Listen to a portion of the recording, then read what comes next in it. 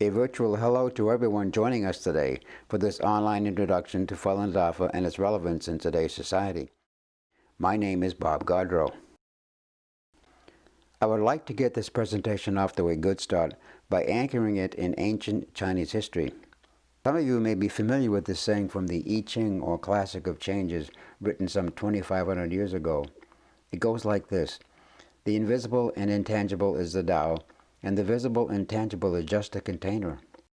Applying the wisdom of this saying to any great culture in history reminds us that all the physical manifestations of that culture, the art, music, medicine, martial arts, poetry, architecture, and so forth, are just vehicles or containers, but it's the invisible and intangible soul or Tao that animates all these containers, much like the soul animates the human body. When you neglect the soul of a culture or society, no matter how advanced and great its container may be, it will disintegrate. Witness what happened to Rome, for example. Keeping this thought in mind, let's look at one more piece of timeless wisdom from the teacher of all teachers in Chinese history, Confucius. He wrote, "If you look into your own heart and you find nothing wrong there, what is there to worry about? What is there to fear?" I think this saying can be applied to this presentation because it refers to inner purity. Keeping the invisible and intangible soul or Tao of a society pure will ensure the health of that society. If we feed the body junk food, we all know what will happen. Why should we think that feeding on junk morality and bad behavior will be any less destructive to the soul? Healthy soul, healthy body, you could say. So, what do these nuggets of wisdom from China's ancient heritage have to do with Falun Dafa? Well, looking back on the second half of China's 5,000-year history, we see that Taoism, Confucianism, and Buddhism were a bedrock of spirituality and upright moral behavior. The key element in all three of these major belief systems was the concept and practice of self-cultivation. It is precisely this self-cultivation that qualifies this ancient culture to pass on its timeless wisdom to our present-day society. And guess what? Self-cultivation is what Falun Dafa is all about. Now let's turn this presentation over to some Dafa practitioners for a few minutes to gain some insight into self-cultivation practice and the practice of Falun Dafa in particular.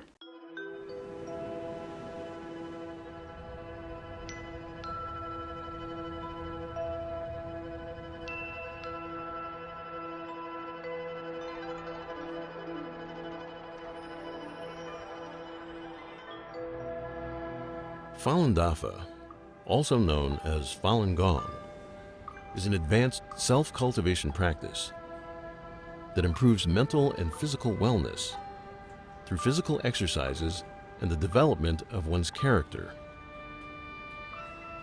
In China, cultivation practices have a history of thousands of years and form the spiritual foundation of Chinese civilization. In 1992, Falun Dafa was introduced to the public by Master Li Hongzhi. The practice quickly spread because of its profound principles and proven health benefits.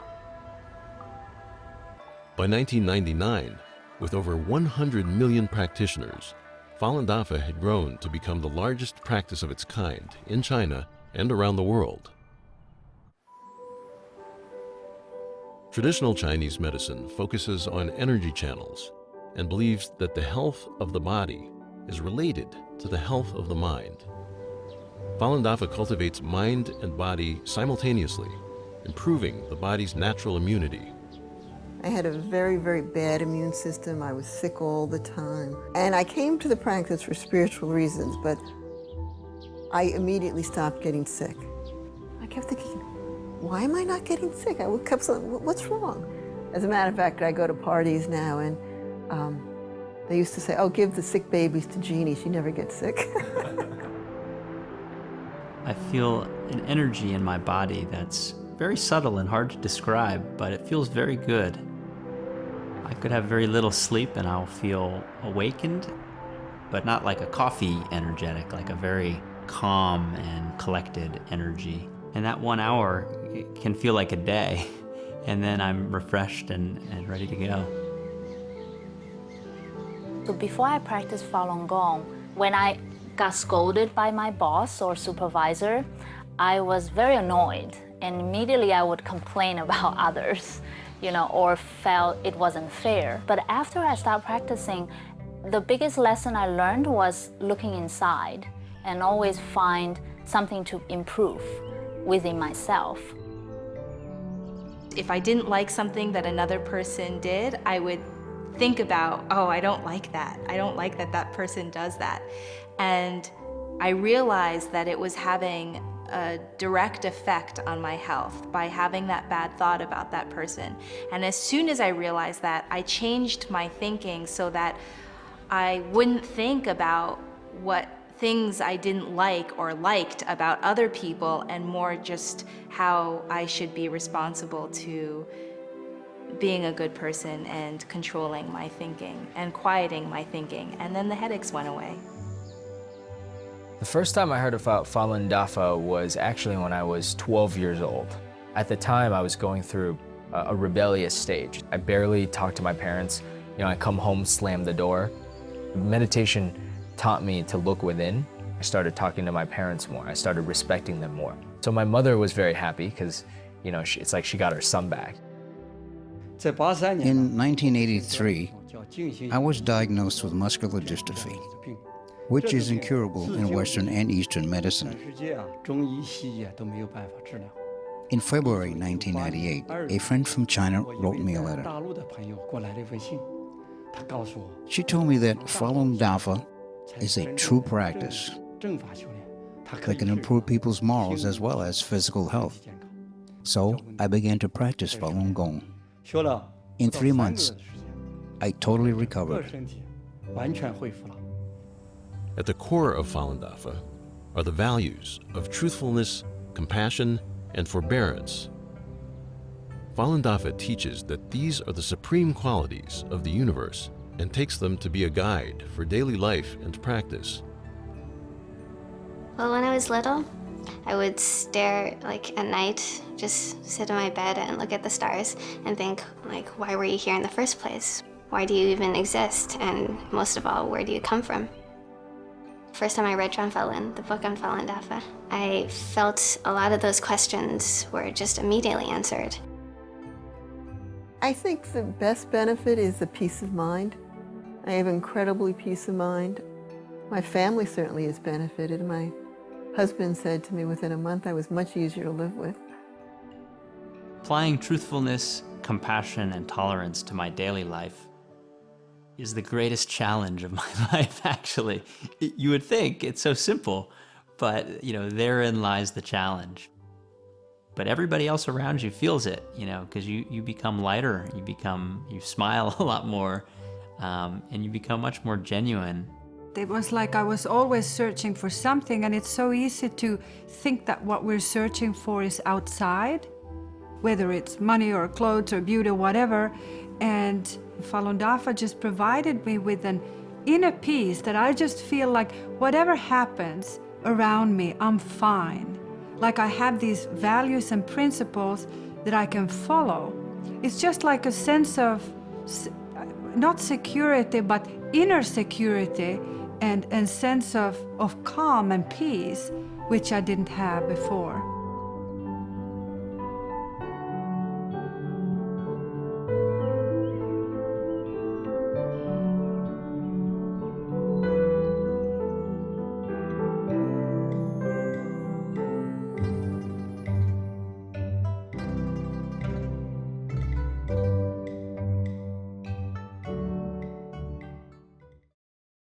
There's an age-old principle at work here. When something good comes along, something bad inevitably springs up as well. The early days of Christianity and its persecution by the Roman Empire is a case in point. Falun Dafa has been facing vicious propaganda and every imaginable form of brutal persecution at the hands of the Chinese Communist Party, the CCP, for over 21 years. As you may know, the Cultural Revolution from 1966 to 1976 marked a dark period in modern Chinese history.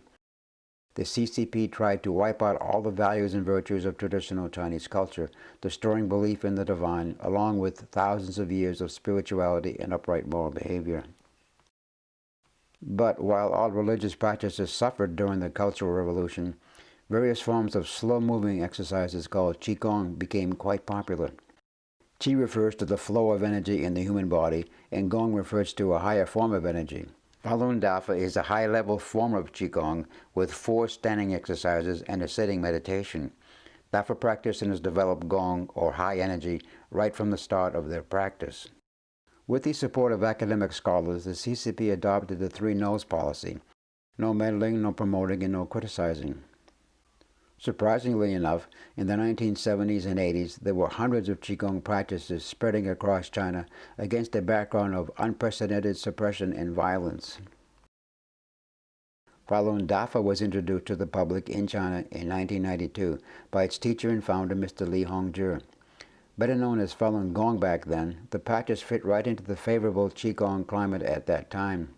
Falun Gong caught on like wildfire, partly because of the tremendous healing effects it brought to people, and partly because its teachings went beyond regular Qigong to a higher realm of self-cultivation. During the 1993 Oriental Health Expo in Beijing, Falun Dafa and Mr. Li Hongzhi won the Award for Advancing Frontier Science in the award of Qigong Master Most Acclaimed by the Public. Throughout the 1990s, Falun Gong garnered support from numerous Chinese government agencies as a meditation practice deemed to improve public health and morality. The main text of the practice, Zhuan Falun, became a national bestseller in January 1996. Many observers are struck by the openness of Falun Dafa in terms of both its teachings and its administration. There is no creed, no set of rules, no codified doctrine, no forms of initiation, no clergy or religious professionals, no membership lists, and no fees. People are encouraged to come to their own understanding of the teachings, as the emphasis is on personal growth, something which can't be coerced or programmed. However, starting in the mid-1990s, the tide started to turn against this peaceful practice. On April 25, 1999, around 10,000 practitioners went to Beijing's Appeals Bureau, located in the government compound of Zhongnanhai, to appeal the mistreatment of practitioners peacefully protesting a slanderous article published in nearby Tianjin earlier in April. This peaceful assembly marked the turning point for the practitioners of Falun Dafa. By 1999, Falun Gong had become a natural target, as it was the largest and fastest growing spiritual group in China, with 100 million practitioners nationwide, according to Chinese government reports at the time. The decision to launch this brutal campaign is linked to former Chinese Communist Party head Jiang Zemin and his jealousy of Falun Gong. Sources cited by the Washington Post state that Jiang Zemin alone decided that Falun Gong must be eliminated, and that he picked what he thought was an easy target. On July 20, 1999, Jiang directed the Chinese Communist regime to launch a massive campaign of suppression. So much for the 3 no's policy. On January 23, 2001, 18 months after the official ban, a self-immolation incident occurred on Tiananmen Square. The incident was later shown to be a staged hoax. The Chinese Communist regime claimed that these were Falun Gong practitioners committing suicide so they could go to heaven. From the launching of the persecution up to this point, the public was not paying much attention to the regime's hate propaganda. Although many suspected the event was staged by the CCP, it nevertheless created outrage among the public and incited extreme hatred toward Falun Gong. Fueled by these flames, the CCP deluded the hearts of the Chinese people, and it was then able to continue the persecution, which is still going on today. The party's ultimate solution for the vast number of Falun Dafa practitioners, however, is much more terrifying. There is now a massive evidence beyond a reasonable doubt that since the mid-1990s, the Chinese Communist regime has used countless prisoners of conscience as a live organ bank. From 2000 to 2006, it has been estimated that there were 41,500 live organ transplants in China that could not be explained. The CCP remains closed-mouthed on this gruesome issue. So far, we have seen that Falun Dafa is a high-level form of cultivation practice with deep roots in traditional Chinese culture and spirituality. And we know that Dafa practitioners have been and continue to be severely persecuted for their beliefs. How Dafa practitioners have responded to this almost unimaginable violence offers the world a timeless lesson on the power of truthfulness, compassion, and forbearance, the key principles of Falun Dafa cultivation. During the 21 years of persecution, not a single case of violence by Falun Dafa practitioners has been reported. Theirs has been a truly peaceful resistance. Practitioners bear no hatred toward anyone, not even toward their abusers. On the contrary, they believe that the biggest victims of the persecution are those who are deceived by the Chinese Communist Party's misinformation campaign. Falun Dafa practitioners around the world make it their mission to rectify the situation by presenting the truth to the public. This takes the form of individual grassroots efforts like we see here, or in parades that expose the persecution, introduce the beauty of the practice, and sometimes even demonstrate forbearance in action. And if you happen to be in New York City during the Chinese New Year, you might even see the popular all-volunteer Divine Land Marching Band.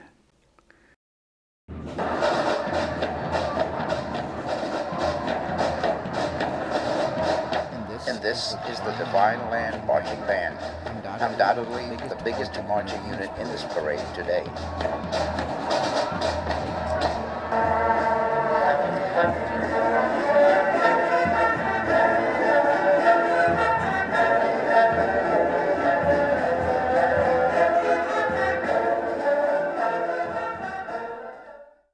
Candlelight vigils like this one held every year in front of the Washington Monument in D.C. are another form of peaceful protest. And in November 2004, a game-changing book called The 9 Commentaries on the Communist Party was published. This series triggered the start of the Tuidang movement, which in Mandarin Chinese means withdraw from the party, the CCP. The 9 commentaries detail the Chinese Communist Party's propaganda, persecution, famine, massacre, tyranny, and censorship for over 65 years. As of September 24, 2020, over 364 million people in mainland China and abroad have quit the party and its affiliated associations, the Communist Young Pioneers and the Communist Youth League. Tuidang has fostered an unprecedented peaceful movement for positive transformation and change in China. Remember what we learned in the opening of this presentation about the invisible and intangible being the soul, and the visible and tangible being just a container? And remember that self-cultivation is at the heart of China's rich spiritual heritage? Now, imagine being able to see a phenomenal 5-star show that brings all of that to life on stage. I am talking about the incomparable Shen Yun, a stunning example in the world of the performing arts of a cultural container with a highly developed and healthy soul or Tao. Most of the members of Shen Yun are Falun Dafa cultivators, and that makes all the difference in the world. As Confucius put it, they look within their own hearts, and if they find something that doesn't belong there, they get rid of it, so it doesn't become an attachment that mars their inner purity and beauty. It's this soul of Shen Yun that touches the souls of its audiences like no other show in the world. In this next audience feedback video clip, I think you will see that there is more to Shen Yun than just superb dancing, music, and magical backgrounds. The way I look at Shen Yun is this heavenly experience. I have never seen in my life so many amazing dancers, so many amazing and beautiful costumes. Everything in the movements, and the smile, and the emotion, it could bring grace. I was taking my dish, I was really impressed. The back extension, the leg extension, the rotation, absolute perfection. I just have chills, can you tell? The music is really extraordinary. It sounded like it was pre-recorded, like it was so perfect. And I looked down and I could see all the orchestra playing. It was hard to believe it was actual live music. It was so perfect. I like how it's not just beautiful with the colors and the music, but also it's funny because there's some storytelling elements to it. I love every moment, especially the message of the Chinese ancient culture. There's no other company in the United States that does this. My heart was touched tonight. And every time I see actors perform with grace and dignity like that, it's a spiritual experience in itself. I see God. I see the spirit of love and peace and the way that you would want the universe to be.